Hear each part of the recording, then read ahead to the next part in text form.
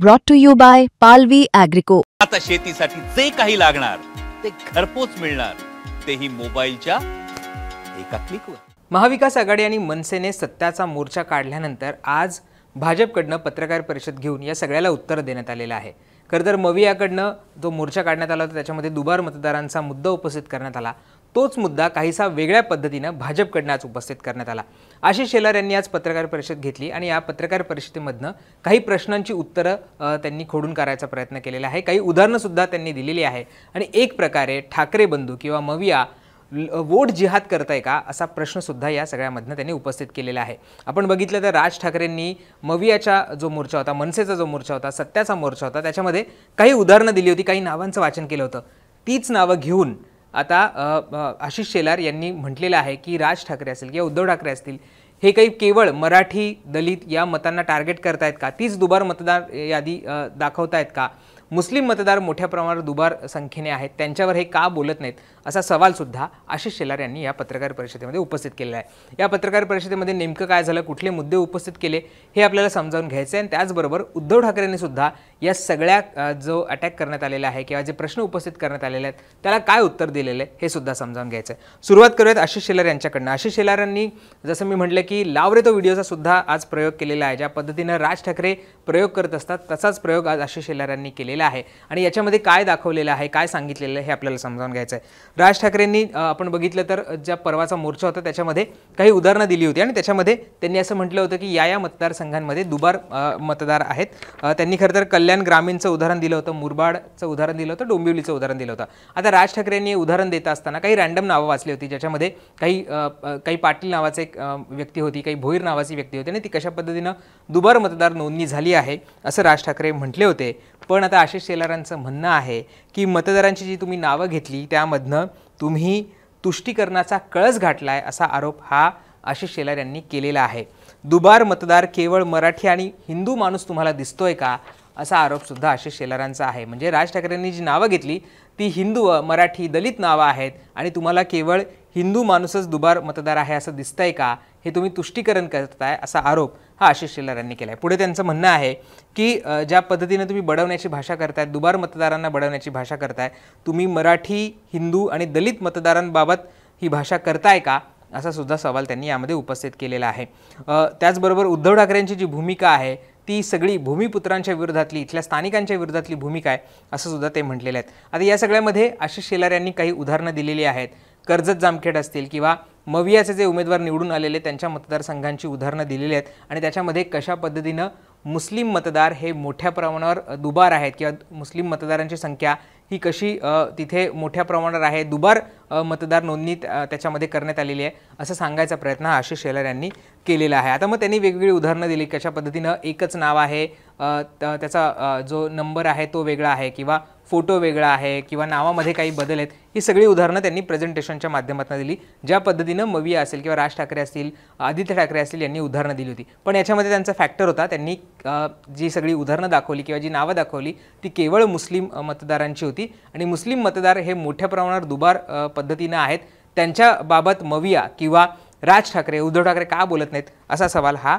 इथे शेलारांनी उपस्थित केलेला आहे। त्यांचं असं म्हणणं आहे की आता हिंदू मतदारांबाबत तुम्ही वेगळी भूमिका घेताय, पण मुस्लिम दुबार मतदारांबद्दल तुमची काय भूमिका आहे असा सवाल हा त्यांनी विचारलेला आहे।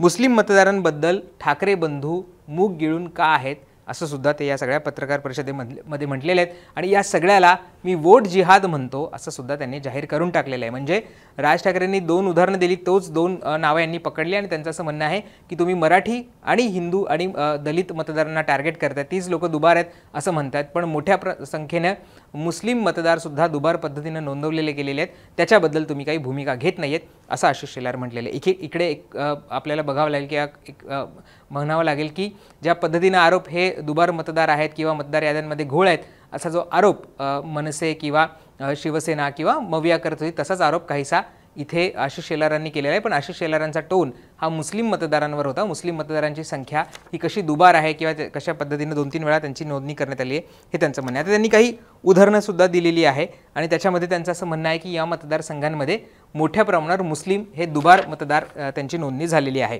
रोहित पवारांचा मतदारसंघ त्यांनी सांगितला, तिथे त्यांचं म्हणणं आहे की 5562 दुबार मतदार आहेत. नाना पटोलेंच्या मतदारसंघामध्ये 477 आहे. संदीप क्षीरसागर यांच्या मतदारसंघामध्ये 14944 इतके दुबार मुस्लिम मतदार आहेत. मुंब्र्यामध्ये 30,601, मुंब्रा हा आव्हाडांचा मतदारसंघ आहे, तिथे एवढे मुस्लिम मतदार आहे. माळशिरस मध्ये 4399 आहे. घनसावंगीमध्ये 11,751. खरं तर राजेश टोपे इथनं पराभव झालेला आहे, तरीसुद्धा त्यांनी ह्याचं उदाहरण दिलेलं आहे आणि त्यांचं म्हणणं आहे की तिथे सुद्धा 11,751 इतके दुबार मतदार आहेत. त्याचबरोबर अमित देशमुखांच्या मतदारसंघामध्ये 20,613 मुस्लिम दुबार मतदार आहे असं त्यांचं म्हणणं आहे. ज्योती गायकवाडांच्या इथं 10,689, अमीन पटेल यांच्या इथे 11,126, अस्लम शेख यांच्या इथं 17,007, राहुल पाटील यांच्या इथं 13,313, सुनील राऊत यांच्या इथं 3,450, संजय पोतनीस यांच्या इथे 6,973 आणि नितीन देशमुख यांच्या इथे 5,251 इतके मुस्लिम दुबार मतदार आहेत असा आरोप हा आशिष शेलार यांनी केलेला आहे. आणि त्यांचं असं म्हणणं आहे की जर या मतदार याद्यांमध्ये तुम्हाला घोळ असं वाटतंय तर तुम्ही SIRला समर्थन द्यायला हवं, मविया असेल किंवा मनसेने या सगळ्याला समर्थन द्यायला हवं आणि मतदार याद्यांच्या शुद्धीकरणाची भूमिका ही भाजपची भूमिका आहे असं सुद्धा आशिष शेलार यामध्ये म्हटलेलं आहे. आणि या सगळ्या गोष्टी ते निवडणूक आयोगाला सुद्धा देणार असल्याचं त्यांनी म्हटलेलं आहे. त्यामुळे एक प्रकारे आशिष शेलारांनी सुद्धा मतदार याद्यांमधला घोळ दाखवलेला आहे, पण तो घोळ दाखवत असताना त्यांनी मुस्लिम दुबार मतदार कसा आहे आणि हे एक प्रकारे वोट जिहादचं राजकारण आहे असा सांगण्याचा प्रयत्न त्यांनी केलेला आहे. मवियाचे किंवा शिवसेनेचे उद्धव ठाकरे यांच्या पक्षाचे जिथे आमदार निवडून आलेले त्या भागामध्ये कशा पद्धतीनं मोठ्या संख्येने दुबार मुस्लिम मतदाराची संख्या हे सुद्धा सांगायचा प्रयत्न आशिष शेलार यांनी याच्यामध्ये केला होता. आता या सगळ्याला खरं तर आशिष शेलारांची प्रेस झाली आणि त्यानंतर उद्धव ठाकरेंची सुद्धा पत्रकार परिषद झाली. उद्धव ठाकरेंनी त्यांच्या दौऱ्याबद्दल माहिती दिली, पण त्यावेळेस त्यांना पत्रकारांनी आशिष शेलारांच्या PC बद्दल प्रश्न विचारला. अर्थातच उद्धव ठाकरेंनी या सगळ्याला उत्तर दिलेलं आहे आणि उद्धव ठाकरेंचं म्हणणं आहे की आशिष शेलार यांनी एक प्रकारे देवेंद्र फडणवीस यांनाच या सगळ्यामधनं पप्पू ठरवलेलं आहे. आशिष शेलार यांनी सिद्ध केलेलं आहे की मतदार याद्यांमध्ये घोळ आहे हे स्वतः आशिष शेलार यांनी सिद्ध केल्याचं उद्धव ठाकरेंनी म्हटलेलं आहे. म्हणजे ज्या पद्धतीनं आशिष शेलारांनी घोळ दाखवलेले आहेत तेच आम्ही म्हणतोय आणि तोच सिद्ध करायचा प्रयत्न आशिष शेलारांनी केलेला आहे असं त्यांनी म्हटलेलं आहे. आता मुस्लिम नावांबद्दल ते म्हणाले तर त्यांचं असं म्हणणं होतं उद्धव ठाकरेंचं की त्यांची उडबस तिकडे असेल, जास्त असेल, म्हणून त्यांना त्या पद्धतीची नावं मिळाली असतील असं सुद्धा त्यांनी यामध्ये म्हटलेलं आहे. त्याचबरोबर त्यांचं असं म्हणणं आहे की आशिष सरकार चालवायला तुम्ही नालायक आहात, तो आरोप त्यांचा आज आहे. आशिष शेलार यांचं काहीतरी बिनसलं आहे आणि त्यामुळेच त्यांनी फडणवीसांना पप्पू ठरवलं आहे असा सुद्धा जो आरोप आहे तो उद्धव ठाकरेंनी केलेला आहे. आम्ही जसा मोर्चा काढला तसा त्यांनी मोर्चा काढला नाही किंवा तसा मोर्चा आम्ही त्यांचा पाहिला नाही असा सुद्धा आरोप उद्धव ठाकरेंनी केला. त्यांचं म्हणणं आहे की जर अशा पद्धतीनं दुबार मतदार आहेत किंवा त्याचा फायदा तुम्हाला झालेला नाही तर आम्ही जसा मोर्चा काढला तसा मोर्चा त्यांनी काही काढलेला नाही आहे. ते आयुक्तांना भेटल्याचं आम्ही सुद्धा पाहिलं नाही असं त्यांचं म्हणणं आहे. भाजपला दुबार मतदारांचा फायदा झाला नाही तर तुम्ही आमच्यासोबत यायला हवं होतं असं सुद्धा उद्धव ठाकरे इथे म्हणाले. म्हणजे जर भाजपला या दुबार मतदानाचा फायदा झाला नाही आहे तर मग जो सर्वपक्षीय मोर्चा काढला तर त्याच्यामध्ये भाजप का आलं नाही असं सुद्धा प्रश्न हा उद्धव ठाकरेंनी विचारलेला आहे. आणि जर ते आमच्यासोबत आले नव्हते तर त्याचा अर्थ असा लावला की त्याला म्हणजे दुबार मतदानाचा त्यांना फायदा झाला तर त्याच्यात गैर काय आहे असं सुद्धा उद्धव ठाकरे यांनी म्हटलेले आहेत. भाजपला पटलं असेल तर त्याने म्हणजे दुबार मतदार आहे हे जर भाजपला पटत असेल, ज्या मतदार याद्या आहेत त्याच्यामध्ये घोळे हे जर भाजपला पटत असेल तर त्यांनी आमच्यासोबत कोर्टात लढायला यावं असं सुद्धा उद्धव ठाकरे यांनी आवाहन केलेलं आहे. आणि आम्ही निवडणूक आयोगाला प्रश्न विचारतोय याचं भाजप का उत्तर देत आहे असं सुद्धा इथे आपण बघतो की उद्धव ठाकरे यांनी म्हटलेलं आहे. म्हणजे त्यांचं म्हणणं आहे की आम्ही एक प्रकारे निवडणूक आयोगाला प्रश्न विचारतो आहोत आणि तुम्ही या सगळ्याची उत्तर का देत आहात हे सुद्धा इथे उद्धव ठाकरेंनी आशिष शेलारांना विचारलेलं आहे. त्यामुळे एक प्रकारे त्यांनी आशिष शेलारांना म्हटलं आहे की याद्यांमध्ये घोळ असल्याचं त्यांनी सुद्धा सिद्ध केलेलं आहे, हे त्यांनी दाखवलेलं आहे. आता या सगळ्यामध्ये संदीप देशपांडे सुद्धा मागे राहिलेले नाही आहेत. संदीप देशपांडेंनी सुद्धा पत्रकार परिषद घेतली आणि जे आरोप आशिष शेलार यांनी केले होते त्याला उत्तर द्यायचा प्रयत्न केलेला आहे. आता संदीप देशपांडे काय म्हणतात, त्यांचं म्हणणं आहे की आशिष शेलार आरोप मुस्लिम मतदार यांच्याबद्दल सांगतात. हल्ली यांना भारतीय जनता पक्ष विचारत नाही, म्हणजे आशिष शेलारांना भारतीय जनता पक्ष विचारत नाही असा सुद्धा आरोप केलेला आहे. जो गठ्ठा आम्ही दाखवला तो पाहायला आशिष शेलार होते का असं सुद्धा त्यांनी प्रश्न उपस्थित केले. म्हणजे राज ठाकरेंनी जो गठ्ठा दाखवला ज्या भाषणाच्या वेळेला ते पाहायला आशिष शेलार होते का असं सुद्धा ते म्हटलेले आहेत. त्या सगळ्या गठ्ठ्यामध्ये हिंदू पण आहेत, मुस्लिम पण आहेत, शीख पण आहेत असं सुद्धा जे स्पष्टीकरण आहे ते संदीप देशपांडे यांनी केलेलं आहे. आमच्या दृष्टीने तो फक्त मतदार आहे, तो कुठल्या जाती धर्माचा आहे हे आम्हाला महत्त्वाचं नाही आहे असं सुद्धा त्यांनी म्हटलेलं आहे. मतदार हा बोगस आहेत, कुठल्या जात धर्माचा असो बोगस मतदार दिसला की सन्माननीय राजसाहेबांनी सांगितले ती ट्रीटमेंट त्याला दिले जाईल. म्हणजे त्यांचं म्हणणं आहे कुठल्याही जाती धर्माचा मतदार असो जर तो बोगस असेल तर त्याला ज्या पद्धतीनं राज ठाकरेंनी सांगितलं आहे त्या पद्धतीनं जे ट्रीटमेंट आहे ती देणार आहोत. त्याचबरोबर जी आकडेवारी सांगितलेली आहे आशिष शेलार यांनी त्यांचं असं म्हणणं आहे की ही सगळ्यात चांगली गोष्ट आहे की ते आमच्या मताशी सहमत झालेले आहेत. म्हणजे आशिष शेलारसुद्धा दुबार मतदार होत आहे किंवा मतदार याद्यांमध्ये घोळ आहे या मताशी आमच्याशी सहमत झालेत, ही चांगली गोष्ट आहे असं सुद्धा इथे संदीप देशपांडे म्हणत आहेत.